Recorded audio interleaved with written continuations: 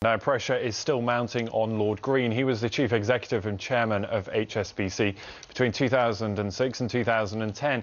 Well, last week, a US Senate committee found that the bank had provided a conduit for drug kingpins and rogue nations by facilitating money laundering at the bank. Well, the government has said that it has every confidence in Trade Minister Lord Green, despite Labour questioning his former role as chairman of HSBC. It said that Lord Green was accountable for his work as a minister and not for his previous career as a banker. Well, let's speak to Chris Roebuck. He's visiting professor at the Cass Business School. Good evening to you. We've not heard from Lord Green. He's not answered any of these questions specifically. Is it fair, though, to say he should have known about these problems? I think it would be extremely unusual if he had known about them. And let's get down to basics. You know, he's the chief executive of a major institution, a global bank. If he had known about it, is anyone suggesting that he would actually have said, oh, it's OK, just carry on laundering drug money? Some of these questions are getting quite farcical. The point about HSBC is, and probably why these drug cartels used HSBC, is because it's one of the largest banks in the world. It has 250,000 people.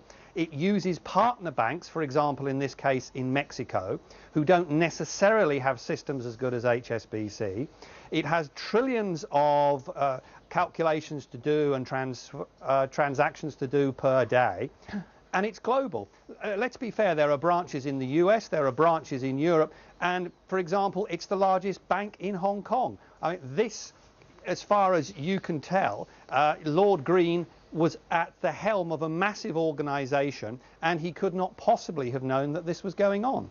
Well, as you said, it really does highlight just how complicated banking is. As you talked about there, these so-called agent banks, all of the people that are involved in this are not HSBC directly. Does that further the calls for reform to make the banking system more transparent and prevent problems like this coming to light? You can make it as transparent as you like, but the complexity is there. You know, for example, we in UK really don't appreciate how complex HSBC is.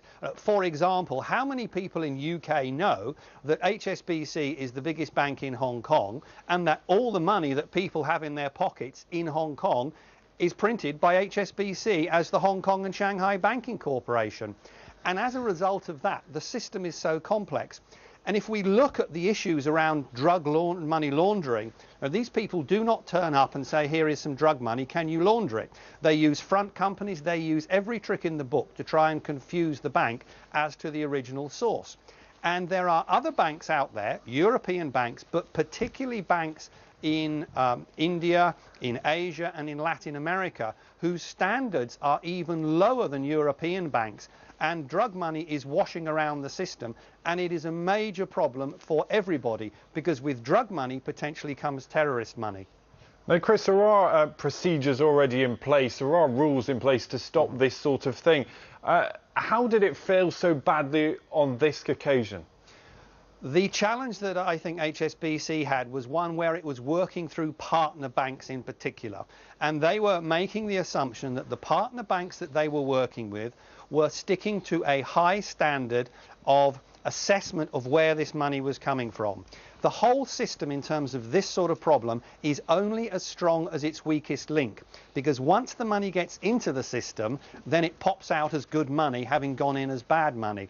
And that's where the weakness lies. The weakness is that even if you have good banks like HSBC and other global banks, if the money gets into the system via local banks around the world that are not as good in terms of their risk management, then the global banks really have to do a second take on where this money has come from. But if they're assured by the local bank that it's good, they really have a problem in saying, we're not accepting it. Now, banking has taken a real battering over these past few weeks. First, of course, starting with Barclays, and then we've heard this from HSBC, not forgetting those problems at NatWest. It's very hard to see how banks can win back the trust and the support of customers right now, isn't it? They are in a very, very difficult position. But what we have to remember is that actually in the banking system out there in our branches and all around the country, there are thousands and thousands of people who throughout their careers have done their best to serve their customers. They have done their best to help people day in, day out with ethics and integrity. The problem is, like with politicians, all you need is a few bad eggs or bad apples, and the whole group of people is tarred with the same brush. And we just have to keep reminding ourselves that the vast majority of people in that industry do act with integrity, and they do act ethically for the interests of their customers. OK, Chris, as always, good to talk to you. Thank Chris you. Roebuck there from Cass Business School.